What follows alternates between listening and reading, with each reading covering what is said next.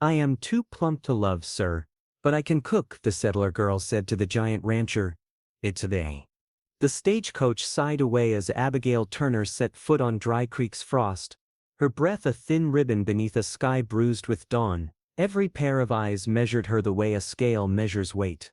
Insults curled like smoke from doorways while a saloon's lacquered smile sharpened into mockery. She clutched a battered trunk and a weathered recipe book, heirlooms that smelled of warm yeast and a mother's patience, and felt the town's cold press against her ribs. Across the street a towering silhouette stood half in shadow. Elias Boone, the rancher whose presence made gossip stumble as if struck. His gaze lingered like a question without a voice. Abigail's hands, calloused from kitchens past, trembled only once. Resolve swelled beneath that quick flutter. What secret hardened those townsfolk into cruelty? Why did this silent giant halt? Whispers with one look. Who had she been to earn such scorn? And who might she become if given a chance? The prairie seemed to hold its breath as she walked toward the livery, each step an act of defiance against small minds and colder manners. Somewhere behind the saloon's laughter, a wager was waiting to be lost. Somewhere beyond the horizon, something older and more dangerous stirred in the horizons.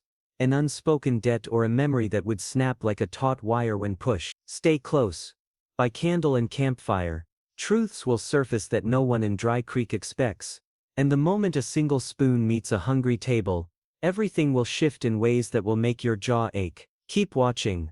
The shock ahead is not merely scandal, it alters what belonging even means. When the first thunder comes and a lone lantern wavers, a choice will be forced, one that will ask if courage or cruelty will write the town's next chapter. Abigail Turner arrived at Dry Creek carrying a battered trunk, a patched shawl, and a determination shaped by winter and work. She had escaped a cramped homestead, where cold wind found its way through thin planks, and where a father's temper taught her that silence could be armor. Her mother's recipe book was wrapped in oilcloth, its pages smeared with flour and penciled notes that smelled of rosemary and warm bread when she opened them. That book held more than measurements. It preserved memory, the cadence of stirring, and the knowledge that food could make people kinder if only for a moment. She walked Main Street with cautious steps, feeling how every glance weighed like weather and how small towns could turn kindness into scrutiny. Amos Reed's general store stood on the corner like an honest promise, a narrow front, a creaking sign, and windows that blurred dust with sunlight. Amos himself had a face lined by ledgers and by laughter he did not give often. When Abigail pushed open his door, he looked up and tilted his hat in a way that promised a civil conversation. Inside the shop, the air carried the scent of kerosene, polished wood and tins stacked in patient rows, and Abigail felt for the first time since leaving that trade might be the language she could speak. She spoke in small deliberate sentences, offering to mend, to bake, to trade, a steady hand for a corner by the hearth where she might practice without spectacle. Amos answered cautiously. He shook a ledger and admitted that work was thin and that Dry Creek had its edges, people who measured value by rigid standards. He observed her hands, calloused at the base of the fingers and confident in motion, and quietly suggested that there might be a place for someone who could feed tired men in need of honest food. Outside, the town's gossip moved with the season like a current, directing attention and determining reputations before newcomers could speak for themselves. Voices folded together along the boardwalk with the rustle of skirts and the scrape of boots, and Abigail felt that conversation was a net that sometimes trapped those it touched. A child shouted something thoughtless about size, and a cluster of women let a laugh skim the air like a stone over water. The sound landed farther than they intended. She tried the saloon because kitchens and alehouses often intersected where labor and hunger met, but Clara Vance's laugh cut through clatter and clinking glass with a sharpness that stung. Clara held a purse of influence and a smile polished to a fine edge. She made Abigail's offer of work sound like an absurdity and suggested, loud enough for many to hear, that the town would not accept an oddity in its kitchen. Those words passed between men and women who had known each other for years and who valued conformity as if it were a currency. Abigail felt their weight, a pressure that folded inward, but she also felt a deepening conviction that skill might outweigh slights if she could be given a chance to prove herself. The prairie beyond town gave no counsel on manners. It was vast and indifferent. its grasses rhymed with frost and its sky wide enough to make small grievances seem momentary. She walked paths rhymed with morning ice and watched hands lift hay and harness horses with a concentration that made her own labors feel like service rather than spectacle. When Elias Boone passed through the main street he did not speak. His presence was a language of its own, a broad-shouldered silhouette that made conversation still and eyes lower in recognition of a force that was quiet rather than loud. People fell silent when he came near as if his shadow carried history, and Abigail noticed him with a mix of curiosity and caution because his gaze suggested stories he did not offer in words. She began to carve a modest routine, finding fragments of work and barter that kept coin coming slowly and dignity intact. Early mornings she swept ash from a borrowed hearth behind Amos's shop and practiced folding dough until her hands remembered ratios and rhythm. Afternoons were for errands and small kindnesses, a bowl of warm stew left on a neighbor's step, a batch of biscuits traded for a bolt of fabric, a pot of tea shared with a tired farmhand, who offered a thankful nod rather than a question. Those exchanges did not erase the whispering, but they softened some faces and taught Abigail how much steady service could shift opinion over season. She used the shop's back room to test recipes when Amos was away, and she kept a careful account of ingredients as if they were investments that might one day yield a full return. Rumor reached her in snippets. A rancher's cook had left, and some hands murmured that Elias Boone might seek someone who could turn tough cuts into meals that restored vigor. The gossip arrived wrapped in doubt and in the kind of wry humor that drilled holes in possibility, but for Abigail the notion was not ridicule, it was a door measured in hope rather than in promise. She thought of how a steady pot could temper a long day, and how a sharp knife could resolve a problem that words only complicated. Word by word she built a small plan: practice more, save a little, make herself presentable in a way that did not deny who she was but showed competence plainly. On a raw afternoon she signed a modest lease for a room above Amos's store, paying the first month with coins earned from loaves and a pot of soup that an attentive grocer had purchased. The room was spare, a narrow bed, a wooden shelf for plates, a single peg for a pan and a window that admitted winter light in thin honest bar. She placed the recipe book upon the shelf like a compass and unfolded the shawl upon the bed, feeling that small rituals could anchor a life in a way that gossip could not undo. That night she wrote a list of dishes she would learn to make until they became part of her body's memory, and she vowed to let her labor answer slights rather than engage them with anger. She understood that acceptance might not come quickly and that belonging was earned in measures of time and constancy rather than in sudden proclamation. Still she felt the steadiness of a new beginning taking root. She would cook for those who would eat, and she would measure her worth by the plates she set on tables rather than by the scale of other people's judgment. In the hush before sleep she turned the pages of her mother's book and read a margin note that said, "Feed people well and they will forgive more than you expect." And that thought became a quiet vow to carry forward what had been taught to her with patient hands and a warm heart. Dawn would come again, bringing one more chance to prove both skill and true inner character. Abigail rose before dawn, hands still dusted with flour from the previous night, and coaxed the last light from a small candle that smelled faintly of tallow. Her room above Amos Reed's shop was spare, but serviceable: a narrow bed, a wooden table scarred by years of use, and a single iron pan hung from a peg. She tended a modest hearth, whose thin warmth refused to promise comfort, but answered the work at hand. She kneaded dough with a motion her mother had taught her, her fingers pressing rhythm into the battered wood until the paste held its shape and promised to rise. The scent of baking bread slipped through cracks and softened the hush, turning an empty place into one that felt inhabited by purpose rather than by absence. Loneliness remained a small persistent thing at the edge of hearing, but even that retreating shadow learned to give space when steam and crust spoke of home. Below the window, Dry Creek woke in stages, a chorus of doors and harnesses, and a distant cough that belonged only to weather. The town's talk had always been a public ledger, but lately it had thickened into something sharp. Clara Vance sharpened words into barbs and flung them where they would hurt most. She ran the saloon with the kind of authority that smoothed gossip into a weapon, and when Abigail crossed Main Street, the proprietor's laugh cut like a new blade. Clara framed the newcomer as an oddity and seeded questions about suitability, because it cost little to repeat a jest and nothing to add a sneer. Merchants altered their greetings and churchwomen whispered from stoops. A child's careless shout, and an adult's complicit silence did more damage than any open rebuke. Abigail tried to meet the town's hardness with small courtesy. At Amos's she swept a corner, stacked tins and learned to fold cloth into neat squares that customers would notice. She offered biscuits to men leaving with their morning coffee, balanced a pot of stew on her arm for a lone worker who had forgotten his lunch, and left a tray of scones by a widow's doorway. Some accepted with quick nods, while others did so with an averted glance that catalogued rather than acknowledged. Those small gestures bought her moments of peace and the kind of fleeting approval that would not be overturned by a chorus of mockery. Yet they steadied her hands and reminded her why she had come to make a life by skill rather than by the softness of pity. Rumors moved like the weather, shifting with quickness from one end of town to the other. News arrived that Elias Boone might need a cook after his previous woman left, that a ranch hand had mentioned the vacancy over coffee, and that someone ought to know of a steady pair of hands. The talk came in clipped phrases at the counter, in the hush near the stables, in the lean nods men gave each other when they thought a topic too hot to voice aloud. Jed Harper and Nate Cole discussed Elias with a reverence that belonged to landscapes deep and unyielding. They spoke of long days and harder nights, of cattle that required tending at odd hours, and of suppers that should mend bone and appetite. When they joked about the idea of hiring a new cook, their voices kept a careful edge, as if the subject demanded respect rather than ridicule. Clara took the news and shaped it into a bet, an act meant to humiliate more than amuse. She declared that no one would hire Abigail, that the rancher would shun the town's oddities and favor a woman of trim step and a modest face. The saloon filled with laughter that felt like a small cruel triumph. Gossip became sport, and tongues sharpened against the grain of someone's reputation as if it were acceptable currency. The cruelty fit a pattern that had existed long before Abigail's arrival. People in small towns measured belonging with a narrow yardstick, and those who failed to fit the scale were measured out of membership.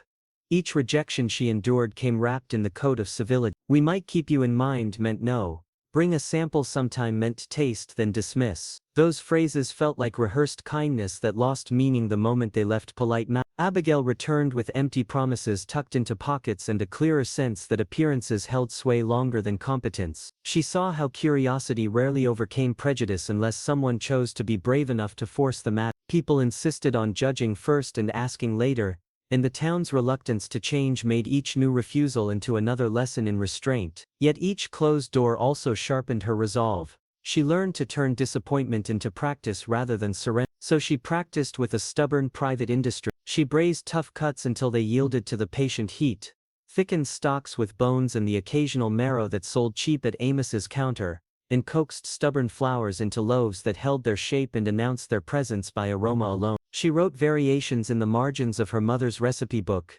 noting temperatures and timings as if those notations could be arguments on paper, evidence that skill could be demonstrated rather than merely proclaimed. When a ranch hand bit into a slice of bread and paused, she catalogued the pause as currency saved for a future moment when proof would be needed. She saved coins, mended her dress until its seams looked intentional rather than patched, and practiced greeting people with a calm that kept shame from explaining what the town assumed was the case. Visits to neighboring properties produced the same cautious diplomacy. A gate opened with measured politeness.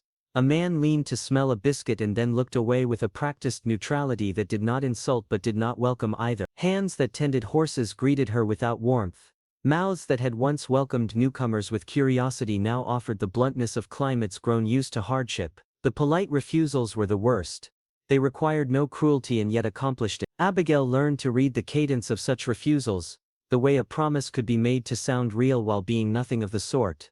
Then on an afternoon washed with thin sunlight she saw Elias Boone in the doorway of the livery. He stood broad and unmoving beneath the awning, the kind of figure that made conversation feel incidental. He glanced toward her and for the space of a single breath their eyes met. His look held neither mockery nor pity. It was a stillness that seemed to measure rather than condemn. The pause carried a weight that pressed against the town's chatter until talk thinned, and the boards of Main Street appeared to register a different rhythm. In that quiet moment, Abigail felt a tremor of hope beneath her ribs and the prick of fear that came from standing where curiosity might become action. His silence suggested stories rather than answers. His presence demanded that anyone who stood before him justify themselves by something other than a reputation. That night she worked by candlelight until her hands ached, baking biscuits and stewing marrow with roots she had bartered for. The small room smelled of broth and yeast, a comfort stitched from persistence rather than ease. She closed her mother's book and read a margin note aloud. "Feed bodies and they will listen. Feed hearts and they may forgive," and let the line hang between herself and the quiet wall. The phrase felt less like instruction and more like armor. She resolved not to retreat because ridicule rose in chorus. Instead, she would let the evidence of her labor stand like a claim against assumption. Before sleep, she rehearsed the words she would speak should a chance arrive. A calm description of methods, a list of dishes done well, an honest account of what she could turn into nourishment. She placed a fresh loaf on the sill to cool and watched its steam lift into the clear night. In the hush that followed, she wondered if courage alone would cross the divide between craft and contempt.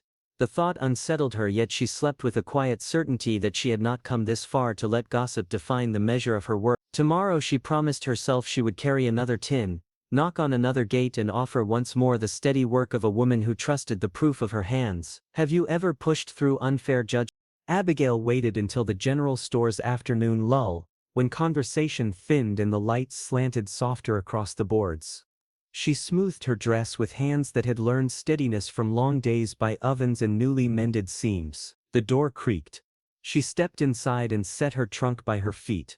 Shelves held jars and rope and tins. Amos Reed glanced up with a look that mixed caution and something like pity. Near the doorway, a larger shape filled the frame. Elias Boone, whose presence made corners of the room seem smaller and whose gaze measured without comment. Abigail set her trunk down and spoke plainly. "I can cook, sir. You won't need to see me much." The words were neither boast nor plea. They were a compact between skill and opportunity. For a long second the room held its breath. Amos's pen paused over his ledger and several patrons fell quiet, their attention given to the exchange like a small verdict. Elias regarded her with that steady, unreadable look. He did not ask for stories or promises. He inclined his head once and answered in the flat tone of a man who measured things by outcome. "Start Monday." The words landed like tools set down, no flourish, no charity. The response shocked Amos into an audible intake and smoothed Clara Vance's brazen smirk into something like surprise. The saloon keeper's laughter, once a currency, thinned at the edges when she realized the wager she had spun might be misplaced. Preparation became a work of strict purpose. In the spare room above Amos's shop, Abigail patched her dress until every stitch read as intent rather than repair. She mended elbows, reinforced seams, and pressed the cloth until it lay smooth. She sharpened knives against a whetstone and sorted pans by size so each would be within reach in dim light. By candlelight, she practiced folding pastry and learned to sense temperatures through her fingertips, timing breads until the yeast answered in predictable plumps. She made stocks and logged them, tasting and noting adjustments in the margins of her mother's book as if the notations might one day stand as proof. The routine steadied her. Early mornings she carried a tray of warm biscuits to Amos in exchange for small bolts of cloth. A neighbor who had once brushed past her now offered a polite nod after tasting a spoonful of stew left on a doorstep. Such acknowledgments did not erase the saloon's jeers, but they shifted a few balances. They became currency in a town that measured belonging by repeated favors rather than proclamations. Abigail let discipline answer the taunts. Practice, tidy work, and patience. Monday dawned with frost that rhymed grass and fragile silver. The ride to Elias's ranch was a small trial of weather and endurance. Wind combed across the open prairie and Abigail wrapped her shawl tight, feeling fabric press against her like an armor of habit. The cart's wheels threaded ruts and the distant line of timber drew nearer as the land opened into broad swaths of silver grass. She rehearsed recipes under her breath and steadied the reins with hands that were steady from repetition. The homestead sat low to the land, practical rather than pretty, each building a line to work. She tied the horse and climbed the stoop with an awareness that this doorway would define more than a morning's labor. Inside the kitchen the space welcomed purpose. A broad table gouged by knives, a stove whose iron door bore the fingerprints of years, hooks for pots, a shelf for bowls, and an empty chair set at the head of the table with a coat draped over it as if someone might return to claim habit. A photograph leaned near the mantel, its frame rimed with dust. A folded bonnet rested on a high shelf. Those small objects gave absence shape. Elias spoke with an economy that left no room for sentiment. "We eat early, work later. Keep water by the stove, salt where it matters. Do not feed men who must move by morning." His instructions landed like commands, practical and unadorned. He did not mention the photograph or the bonnet. The house held its grief in objects rather than declaration. The ranch hands listened in the doorway with attention trained by weather and labor. Jed Harper and Nate Cole, men who judged merit by result and who valued food that restored both body and will, She began by making the simple things steady. Bones became broth that grew richer by the hour as marrow and root vegetables lent depth. Bread came from dough she kneaded until it held memory rather than doubt. She shaped loaves sturdy enough to stand beside stew. Her motions were economical. A measured hand, a steady turn of a spoon, an eye that watched color and scent. Hands that once passed by with scrutiny reached forward to taste and test. Jed's eyebrows rose the first time he tore a piece of hot bread and folded it into a bowl of stew. Nate offered a small gruff thanks when a plate was set before him. Manners in such places were not extravagant, but they were meaningful. Praise here was carved like a rare. The kitchen warmed not just from coals but from a shift in atmosphere. The change that happens when silence gives way to conversation. Steam rose and scents braided. Roasted root, sharp herbs, warm crust. Work pulled attention away from spectacle toward the practical business of feeding those who labored. Elias watched while she worked, the set of his jaw suggesting thought rather than speech. He moved at times to whitewash a shelf, fetch a pot, or perform small tasks that altered the rhythm and allowed her to set the tempo. After the first supper, while men finished the last of their bowls, he said with uncommon brevity, "Solid work." The phrase was not a benediction, yet it was recognition offered without softening. It changed the tenor of the table. Forks lingered, conversation smoothed, and the saloon's earlier laughter felt further off. That night, Abigail sat with her mother's book in her lap and felt a small satisfaction born of proven craft. The empty chair, once an accusing space, no longer pressed upon her. It had become simply the absence of a habit. She knew Dry Creek's whispers would not vanish overnight, nor would Clara's smirk fold entirely. But the day had offered a different ledger against gossip. Plates set, men fed, and a steady rhythm of work that idle tongues could not undo. Morning light promised work and tests of temperament, yet Abigail rose with belief sharpened by effort. She trusted that steady labor, modest excellence, and the welcome of one honest man and patience could begin to rewrite a tale the town had already told without knowing the whole truth. Abigail settled into the ranch's daily pulse with a steadiness that surprised even herself. At dawn, a crisp edge cut across the prairie, and she rose to stoke embers, coax a pot to life, and ready bread. Her motions grew economical and assured. Measure, mix, fold, turn. Muscle memorized rhythms until labor required no staged thought. Steam braided with wood smoke and herb fragrance, creating an aroma that carried ahead of plates and softened initial indifference. Hands that once trembled now moved with calm determination, and each tray that left the kitchen returned with fewer guarded looks. Where gossip had once filled spaces between chores, the ranch noticed simple competence, and men who labored all day found in her meals something restorative. Abigail curated menus tuned to long rides and damp nights, roasted shoulder that broke to fork, biscuits hearty enough for saddlebags, stews that soaked into weary bones. She learned to coax sweetness from late roots and strip toughness from cheap cuts by applying patient heat. She kept notes in the margins of her mother's book and adjusted timings until the results replicated reliably. Practical praise mattered here.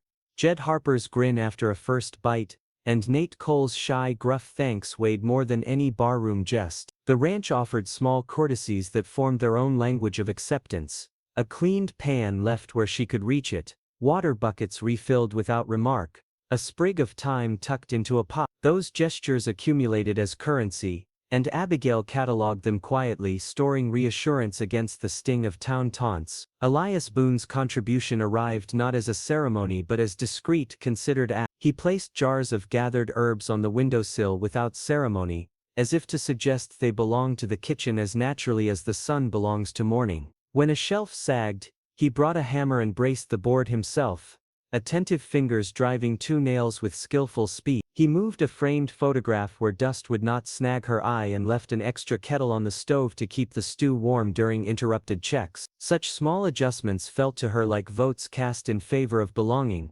They changed rhythm and permitted confidence to grow in meaningful increments. Even so, Dry Creek's saloon bred rumors that seeped into quieter circles.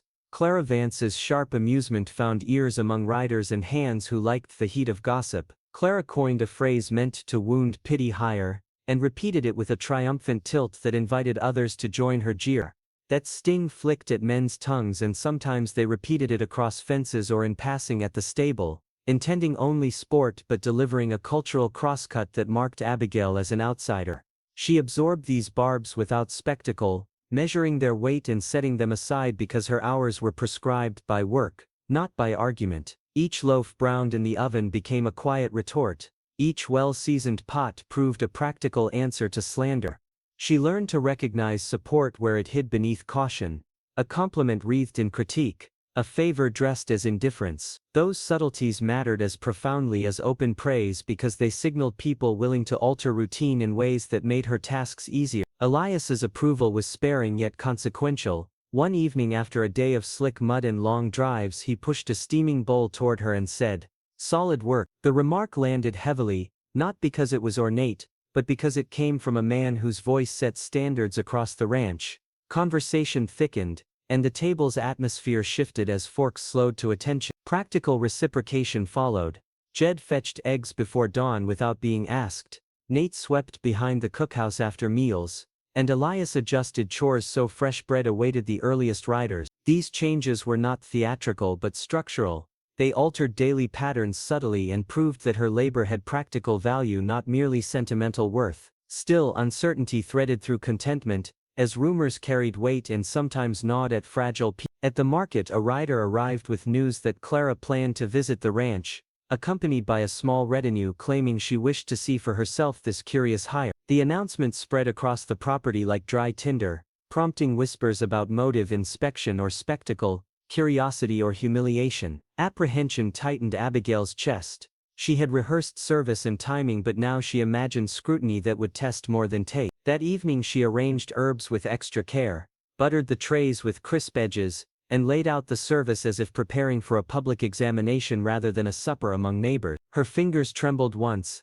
then steadied, because habit had cultivated resilience and because each practiced motion calmed her thoughts. She plated dishes to state rather than to impress, letting modest presentation and honest flavor speak for themselves. Jed's grin when he tasted the first slice reinforced her belief, and Nate's soft, sincere thanks warmed her as if approval could be transferred by spoon. Still, the knowledge of Clara's approach curled like cold wind around resolve. Abigail slept little that night and devised not retorts but orderly sequences for courses, trusting that service would speak truer than rebuttal. She carried with her a question that might suit any listener. Have you ever felt lifted by someone's quiet support? That thought folded itself into the kneading rhythm and the kettle's simmer. It became a steady thrum beneath action rather than a cry for attention. Before dawn she read one line in her mother's book, "Patient labor wears down prejudice," and she let the line sit like a compass. The ranch prepared as though for a weathered inspection, beds made taut, pots polished and stacked, a hearth banked to steady flame because in small towns appearances informed judgments even when work had proven worth. When morning came, Abigail rose with practiced calm and a conviction tempered by effort. She knew a single compliment could move tides here, and that the quiet support she had accumulated offered a fragile shield against a storm of ridicule. She stepped into the kitchen to ladle the first stew and felt beneath pulse and breath that whatever came next would not simply be judged by townsfolk but by the evidence she could put on a plate. Often Elias paused at the kitchen threshold and watched steam rise as if reading an unspoken script, and once he stayed long enough to tighten a glove instead of leaving at once, offering presents without demand. A folded scrap of paper beneath a jar of oregano read, "Take what you need," and the plainness of that gesture struck her deeper than any compliment. He sometimes remained after the plates were cleared, sanding a board or mending a strap while she worked, and those shared silences felt companionable in a manner that words rarely achieve. On weekends he would lug a sack of kindling and stack it near the stove without announcement so that warmth would be ready at dusk. These attentions were not grand or performative, but rather practical arrangements that eased daily tasks and allowed her to concentrate on her craft rather than defend. Bit by bit, hope threaded into routine as a modest, steady current rather than sudden exaltation, allowing Abigail to consider permanent. The sky tightened into a bruise, as afternoon dissolved into a metallic hush, and the prairie held its breath beneath heavy cloud. Men moved with practiced speed, securing gates and tightening straps, as if action could stitch a seam against the weather. Elias Boone walked the paddocks with an economy of motion, his hands catalogues of small knowledge the land had taught, where a post needed bracing, how a gate groaned when wind found it. He checked stock and barked brief commands that scattered men into tasks with little fuss. Abigail felt the change in the air as a physical thing. It pressed at her cheeks and made her breath sharp.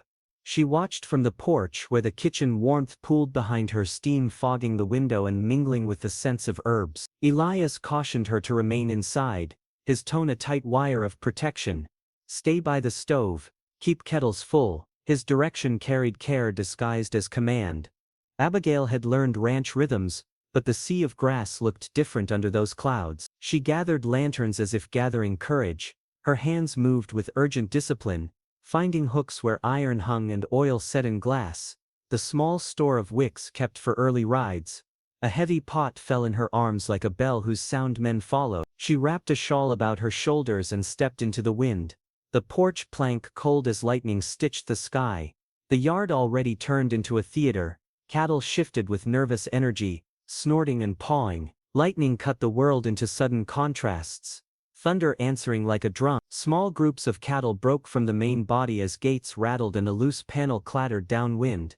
Abigail set lanterns in a semicircle and struck the pot with a spoon until the sound cut through the static. She moved from light to light, lifting each lamp to throw a slight halo across the grass, and striking the pot to mimic a human cordon. The rhythm of light and noise coaxed movement rather than panic. Farther below, Elias rode hard, his horse fumbling across churned earth. Rain came hard, and the mare struggled through the churned ground.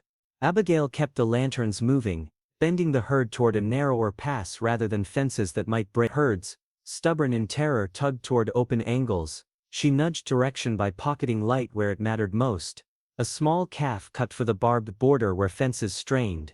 Abigail pivoted, lifting a larger lamp and stepping into the creature's path. She steadied her voice and let it carry between flashes. The calf wavered, then turned, following the corridor of light and the pot's clamor as if reassured by human presence. Its hooves found firmer footing along the channel she had made, and it followed the herd away from danger. Elias saw her then, a lone figure among lightning, and spurred his mount to align with the channel she had made. His horse nearly slipped on a slick ridge, and he faltered as the animal lurched. One hand found a stirrup as a ranch hand lunged. Mud slowed rescue, and for a heartbeat peril seemed near enough to taste. Abigail reached him by lantern light, grabbed his arm and hauled him back as the horse regained balance. Rain slicked both of them, and the world narrowed to the flare of lamps. "You saved us," he said, voice rough from exertion and rain. Around them, men paused from containment to stare at the woman who had risked herself to make a corridor of light. Jed's jaw slackened as he realized how close disaster had loomed. Nate's gruff silence gave way to an audible intake. The hands that had measured her by kitchen work now measured her by courage. After the storm, the land wore a new brutality. Flattened grasses lay like a tide gone out. Fences sagged where posts had been uprooted, and the air tasted sharp. Abigail's clothes clung, soaked through, hair plastered at her temples. She stood, breath slow as the sky lightened. Elias steadied a lantern as she set a heavy pot on the wood and stepped forward to offer a hand, which she accepted. Night demanded immediate repairs and quiet inventories. Mended rails, rearranged feed, tended hooves. Yet around a banked fire as pots simmered over resurgent coals, the men spoke in a new tone. Where once they had sniffed at a cook who did not fit narrow expectations, they now spoke of grit and of one who would go beyond the stove to stand in the weather. Nate clapped a hand to Abigail's shoulder, a rough gesture of approval. Abigail sat near the stove, hair drying in the hearth's glow, feeling pride rise like steady heat. She had feared Clara's pending visit, but the prospect had changed. It was no longer only ridicule, but the test of scrutiny after proving one's worth. Beyond fences, Dry Creek's tongue still wagged, but their words held less shape. The storm had exposed what mattered when weather tested true nature. Plates that filled emptied stomachs and hands that risked themselves earned a ledger of honor. That night when the kitchen grew quiet and coals dropped to embers, Elias spoke in a voice that had primarily been reserved. He did not soften grief with speech but offered a plainness that mattered. "You didn't have to," he said, then let the sentence hang so his meaning could settle. Abigail replied with no grandness, only the practical. "We had to move them. They would have spread toward the fence." His eyes lingered as if reading an account offered in action rather than rhetoric. The empty chair at the head of the table kept its hollow memory, but its accusation had lost some edge beneath work done. In the days that followed, chores adjusted in small ways. Jed fetched oil without being asked. Nate set extra wood closer to the stove before dusk, and Elias left an extra jar of herbs on the sill. These acts were not performances. They were structural changes to daily life that eased tasks and signaled a sense of accommodation. Respect had shifted from compliment to pattern. Abigail understood the change as currency that might resist later gossip. She remained shaken yet proud, nerves taut from weather and exertion. The risk had cost her comfort and soaked her clothing, but it had purchased something else, a measure of regard that could not be bought at Amos's counter. Still, in the quiet where storm scent lingered, she thought of Clara's coming visit, and felt a small cold press against the chest. The knowledge of public scrutiny carried new weight because she now had proof in her hands. The ranch had a tally, and the town might read it. She worried about spectacle and about whether a stranger's mischief could unmake the ledger they had begun to build. Before she slept, she washed by lantern and folded the wet garments near the hearth, letting the steam rise and mingle with the spices. That night, she slept with a resolve newly forged. She laid her mother's recipe book on the shelf and touched its binding as if thanking an old teacher. Outside, the prairie rested, banded with tracks of hooves, and under a sky that cleared and promised a sharp dawn, Abigail drew breath, and held to the steady warmth that comes from having done what needed to be done. Sheriff Jonah Tate rode in ahead of the group, boots sinking into frost and breath making thin clouds in the brittle air. He dismounted with the quiet efficiency of a man accustomed to keeping small violences from growing into something worse. Standing a respectful step from the kitchen door, he met Abigail's eyes and said low enough for only her to hear, "They'll test you." The words were not a threat but a promise. He would ensure that the test did not become a cruelty. Abigail tightened her shawl and folded courage into the steadiness of her hands as hooves and conversation drew nearer along Main Street. Clara Vance swept into the yard like a polished accusation. Her riding habit was flawless, her gloves immaculate, and her smile had been trained into a weapon that dripped civility while slicing contempt. She was flanked by merchants and idle watchers who treated lives as entertainment and who could not resist the lure of a public spectacle. "What an arrangement, Mr. Boone," she called with a bright, poisonous cheer. "You've taken to adopting curiosities now. A charity kitchen for show."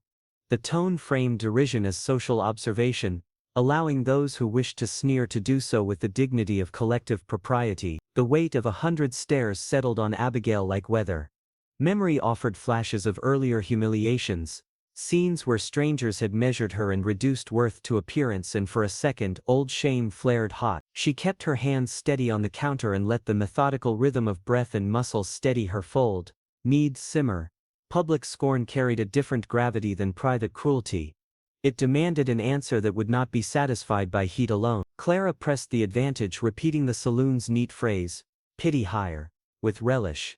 The word hopped from lip to lip, a little spark flashing into the tinder of the town's appetite for gossip. For many in the crowd, the remark was entertainment. For Abigail, it threatened to erase the quiet ledger of competence she had painstakingly built. She might have snapped back, but she had learned that evidence offered on a plate could influence stubborn minds in ways words rarely could. Elias stepped forward not with grand rhetoric, but with the simple authority of observation. He did not raise his voice to match Clara's performance. He let the steadiness of his presence do the speaking, and then plainly he stated what had happened. When lightning struck, the herd broke toward the fence, he said, voice even and unadorned. She set lamps and used noise to guide them away from the wire. She did what needed doing so stock would not run itself to ruin. The statement cut the room cleanly between gossip and fact. It demanded that listeners weigh the outcome rather than repeat the rumor. Sheriff Jonah's slight nod after that declaration carried practical consequences. An affirmation from law slowed the momentum of spectacle. Jed Harper and Nate Cole, men who measured worth in days worked and meals eaten, stepped a half-pace closer to Abigail, their shadowing like a small physical guard. The crowd's laughter thinned and the murmur shifted. Amusement curdled into awkwardness, then into a reluctant reckoning of the cost of their jeers. Some who had been quick to join in dropped their gaze, others slower to change angled their conversations toward safer topics. Relief for Abigail arrived as an easing rather than a triumph. Shame does not vanish at a single pronouncement, but steadiness and defense can blunt its edge. Jed's rough hand on her shoulder carried a belonging more effective than any compliment. Nate's low, approving grunt functioned in that moment as public currency. Those gestures rippled into practical changes, pans left where she could reach them. An extra kettle kept hot on the back of the stove. Chores shifted to avoid interrupting service. Practical accommodations proved more persuasive than praise. They altered the day-to-day so that the town's narrative could not so easily be used to wound.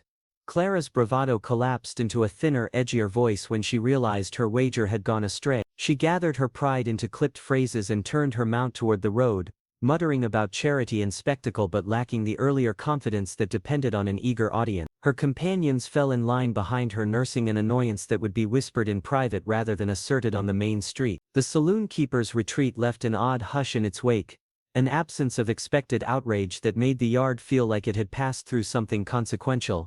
As wheels and hooves faded, the yard seemed to exhale. Lanterns flared against frosted air and the prairie's vast indifferent silence folded back in around the ranch. Sheriff Jonah remained until the last rider had gone, then offered Abigail a slight nod that read like permission. He would not allow public shaming while his watch held. That guarded affirmation mattered in a place where a newcomer could be undone by rumor if the town chose to act in chorus. Night settled into familiar rhythms. Pots cooled, embers banked, and hands moved with the efficient cadence of routine. Abigail lingered at the threshold and let the hush wrap around her like a blanket. The immediate sting of Clara's words had dulled. She organized instead of arguing, double the stock for early riders, slice loaves to travel well, keep lamps properly trimmed. Her responses were practical because she had seen how practical things reframe perception. Elias crossed the kitchen and left a modest bundle of dried thyme on the table, an unadorned provision that mattered more than many a phrase. He did not offer a flourish of praise. They came to shame, he said. You did what was necessary. Those words carried weight because they came from a man whose judgment shaped life on the ranch. His acknowledgement acted as a functional endorsement rather than a sentimental balm. The empty chair at the head of the table still shaped an absence, but its accusation had softened beneath steady proof in the shared danger of the storm. Steam rose in curtains, bread browned, herbs perfumed the air and the hearth glowed steadily. The connection between Abigail and Elias deepened, not through sudden confessions, but through acts. He tightened hinges at dusk, so doors would not bang and unsettle sleep. She kept stew ready for late riders and she learned to time bread so it would travel. Those modest reciprocities stitched a practical intimacy that spoke louder than declarations. Have you ever felt that someone's stand changed everything? The question nested in Abigail's mind as she catalogued small kindnesses that had altered public calculation. She recalled Jed's call-used palm, Nate's patient glance, the sheriff's restrained nod, interventions that together formed a lattice of protection. Town whispers would not vanish instantly, but ridicule now faced consequence. Gossip required more daring to persist where law, labor and plain evidence had intervened. After the crowd dispersed, routine resumed with helpful shifts. Kettles remained warm, lamps were topped with oil, hinges received quick attention so doors would not slam and startle nerves. Those practical changes mattered because they eased work and signaled that regard had begun to harden into a habit rather than remain a passing amusement. Abigail set her mother's recipe book beside a bowl and felt a cautious buoyancy settle in her chest. Outside the prairie remained vast and indifferent, but inside the cookhouse a new ledger had begun, one tallied by plates set, by hands that stood when it mattered, by small mercies that made belonging plausible. She went to bed that night, with resolve steadied by proof rather than promises, knowing more tests would come but certain that the evidence of that day had shifted what Dry Creek might now expect of. The kitchen glowed with the steady glow of work, as Abigail moved with the confidence that comes from repeated craft. Mornings began with the measured ritual of kneading dough, and evenings concluded with the long simmer of stew that softened even the most stubborn appetite. She repaired a torn cuff on a coat that Elias still wore, and he, in turn, set a plank straight so pans would not clatter and disturb a well-timed oven. Those small acts stitched days together into an ordinary intimacy that required no declaration and no sudden flourish. Elias offered his presence more than he gave speeches. He arrived at the doorway with a mug warmed by embers and left herbs that matched what she was cooking. His grief surfaced in the way he moved through work and in the items placed silently around the homestead. A bonnet folded in a chest, a photograph with a dust rim, an empty chair that still held habit. When he mentioned her name for the first time as part of a plan for the morning, his voice carried practical affection rather than theatrical longing. Abigail listened and responded with equal plainness. She described how she would stretch a pot or which root would lend steadiness in winter, and then proceeded to do it with exactness. The ranch hands adopted routines that acknowledged her role without spectacle. Jed left an extra wedge of cheese by the bench, and Nate stoked coals before dawn to keep kettles hot. Their gestures were pragmatic endorsements that meant more than barroom praise. They altered daily life so that cooking became a sustained necessity rather than a novelty to be mocked and forgotten. Acceptance hardened into habit when men learned that a reliable pot could save a day as surely as a good boot could save a mile. Rumor weakened because the ledger of labor grew heavier than any wagging tongue. Proofs piled up on tables, in larders and in pockets of returning riders who carried word to market. Abigail recorded adjustments in her mother's book, much like an accountant balancing a humble, honest ledger, marking minutes of cook time and the precise point when the crust turned golden and resisted sogginess. Those margins filled with notes that testified to skill not pity, and when a trader praised a loaf, the comment folded back into her book as confirmation rather than flattery. Elias shared memories sparingly and without seeking comfort. One evening he bore a small bundle of letters to the hearth, letters that listed vegetables and times for canning, and a line in a neat hand reminding him to buy pepper. He showed them as one might show an inventory of the past, and Abigail traced a corner of paper, feeling a kinship with a woman she had never known, a recognition born of household labor across absence. Their closeness grew most in the quiet repetition of applicable acts. A peg hammered so spices sat within reach, a strap mended and returned, wood stacked at dusk where it would be easiest to carry. This domestic choreography formed a kind of language without claim.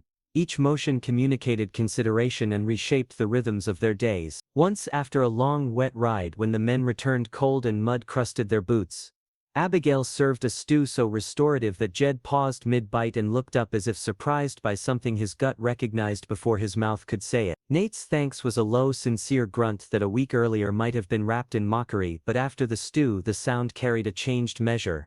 It was a practical benediction. Clara's gossip lost traction as the evidence of daily service made ridicule feel like an anachronism in a place where survival depended on cooperative work. Nevertheless, Abigail kept a careful watch because she knew acceptance could be fragile when built in a world where doors swung easily between kindness and contempt. She continued to practice recipes late into the night, testing variations and conserving stock, not just to prove herself to the town but to ensure that the ranch never lacked nourishment when the weather turned and work lengthened. In those late hours, Elias sometimes joined her in silence, leaning on the counter and watching steam rise from a pot as if reading the day's account in the curl of its vapor. He once offered a measured compliment, saying simply that her bread traveled better than many rations he had known, and that plain line held more affirmation than any flourish of praise. Their exchanges were practical vows made indeed, a promise to keep kettles full, to mend when leather frayed, to stand at night when wind thrashed a gate, and calling hands were required. The empty chair at the head of the table changed shape in Abigail's mind. It no longer bore only absence but suggested slowly a steadier possibility, a place that could be filled in time by presence rather than by ceremony. She wrote new instructions in her mother's book, subtle adaptations for long winters and notes on the exact timing to coax sweetness from cheap roots, and left the book open as if setting a map for the household to follow. Those marginalia became artifacts of shared life that the men respected without much outward declaration, because survival in that country did not allow for indulgent sentimentality. When town riders returned with news of a loaf that kept and stew that sustained, the praise arrived stripped of irony and folded into everyday currency, a nod at the counter, a trade for salt, a sack of flour left with no comment. Practical acknowledgments accumulated until people who had once mocked found themselves adjusting routines to fit the new reality that Abigail's labor had created. Have you ever shared struggles that built a bond for you? Abigail asked herself when she catalogued the quiet interventions that had altered her place in the ranch's life and in Elias's pattern of days. It was not a sudden romance that transformed her world but a slow accretion of tasks performed well and favors given without spectacle. Mutual reliance replaced rumor as the more durable story. He tightened the hinges at dusk so the doors would not slam and wake the sleepers. She timed the bread so it would be warm for the early rider. Those modest reciprocities stitched intimacy into routine, and trust settled like a seasoning that gradually changed the flavor of ordinary life rather than attempting to rewrite the landscape overnight. Outside, the prairie remained broad and indifferent, wind arranging grasses in unending patterns, but inside the cookhouse plates were set, chores were shared, and hands stood when needed. Abigail went to bed with a new steadiness, grounded by proven work and the evidence of small mercies, and in the morning she rose ready to continue building what labor and quiet support had already made true. In the hush of winter evenings they sometimes mapped out minor repairs and menus together, a domestic council that steadied tomorrow's work. That shared planning built a quiet confidence that rippled outward, changing how neighbors spoke of the ranch and of the woman who had made it steady. The kitchen glowed with embers in the steady, honest heat of work. Abigail rested her palms on the worn table, and felt warmth travel into fingers that had learned labor's grammar. Each callus told where persistence had met doubt and prevailed. Outside, the prairie lay rimed in frost beneath a sky where pale stars pried apart ragged clouds, fences glittered like quiet promises, and the horizon kept its patient distance. The room smelled of simmering broth, browned crust, and a tin of drying sage tucked beneath a shelf. Those scents braided into a sense of belonging measured by ritual rather than by talk. She breathed in the aroma and let a small private satisfaction settle under her ribs. Elias entered with kindling in the practiced economy of a man who tended what needed tending. He set a fresh Dutch oven on the coals, arranged logs with exactitude, and paused where light met shadow. When their hands brushed, it was brief and unremarked, a contact noted and then treated as ordinary. He did not need to adorn what he did. His silent attention had already shown itself in small arrangements: an extra kettle kept warm, a shelf braced so pots would not slide, herbs left on the sill for flavor and ease of reach. Those gestures were simple, but in a place that valued practicality, simplicity became meaningful. She thought of the first day she had stepped into Dry Creek and the way laughter had polished cruelty into spectacle. Clara's smirk had cut like a blade and many voices had gathered to mock what they did not know. That memory tasted bitter now in contrast to the slow ledger she was building. Trays left warm for riders, pots returned emptied, hands that stopped briefly to acknowledge rather than to sneak. Evidence had weight here. A full plate argued more effectively than any defense. Abigail had not come seeking applause. She had wanted a place where craft could speak for itself and where steady work might translate into quiet acceptance. Ranch hands arrived in small waves, boots scraping off winter grit, their talk practical weather, fence repairs, market news. Gratitude at the ranch came in modest forms. Jed stacked an extra log beside the stove without being asked. Nate wiped a pot and hung it back in its peg.